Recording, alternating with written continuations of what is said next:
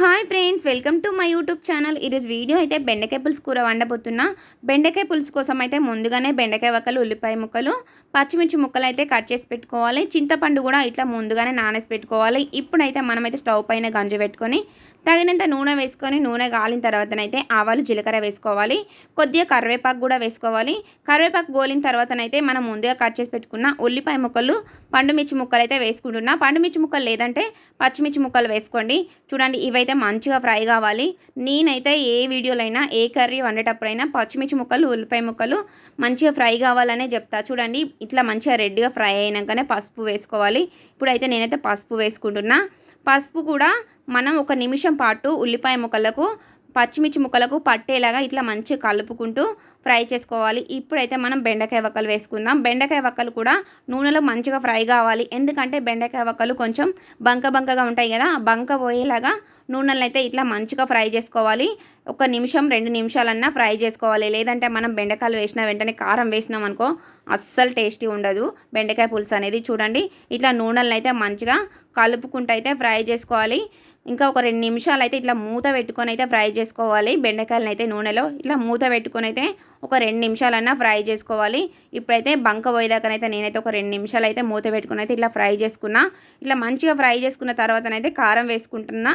కారం అయితే మనమైతే ఫ్రై కూరలు వేసినట్టుగా తక్కువగా వేయద్దు. ఎందుకంటే సూప్ కూర కాబట్టి మనం ఎలాగూ చింతపులుసు పోస్తాం కాబట్టి కారం తక్కువ వేసినాం అనుకో చింతపులుసు అనేది పుల్లగా ఉంటుంది. కారం అయితే తగ్గట్టుగానే వేసుకోవాలి. చూడండి, కారం వేసిన తర్వాత కూడా బెండకాయ వక్కలకు పట్టేలాగా మంచిగా ఇట్లా కలుపుకోవాలి. ఒక నిమిషం దాకానన్నా కారం బెండకాయ వక్కలకు పట్టేలాగా ఉడికించుకోవాలి. కారం వేసినాక వెంటనే కూడా చింతపులుసు పోయొద్దు. చూడండి, నేనైతే ఒక నిమిషం పాటు ఉడికించుకున్న తర్వాతనైతే ఇప్పుడైతే చింతపులుసు అయితే పోసుకుంటున్నా. చూడండి, అయితే చింతపులుసు అయితే ఇట్లా చారు జల్లెలో పోసుకుంటున్నా. ఎందుకంటే డైరెక్ట్ చేతితో పోయొచ్చు, కానీ ఒక చేతిలో సెల్ ఉంది, అందుకే నేనైతే చారు జల్లెల్లో పోసుకుంటున్నా. మనమైతే చింతపులుసు అయితే మరీ చిక్కగా పోసుకోవద్దు. ఎందుకంటే చింతపులుసు అనేది పుల్లగా అయిపోతుంది, బెండకాయ అనేది టేస్టీగా ఉండదు. ఇలా నార్మల్గా పోసుకోవాలి.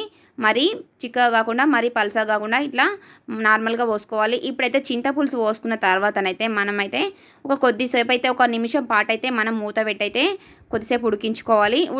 మూత పెట్టుకుని ఉడికించుకున్న తర్వాతనైతే ఒక నిమిషం తర్వాతనైతే మూత తీసుకొని అయితే మనమైతే కొద్దిగా మెంతి పొడి వేసుకోవాలి.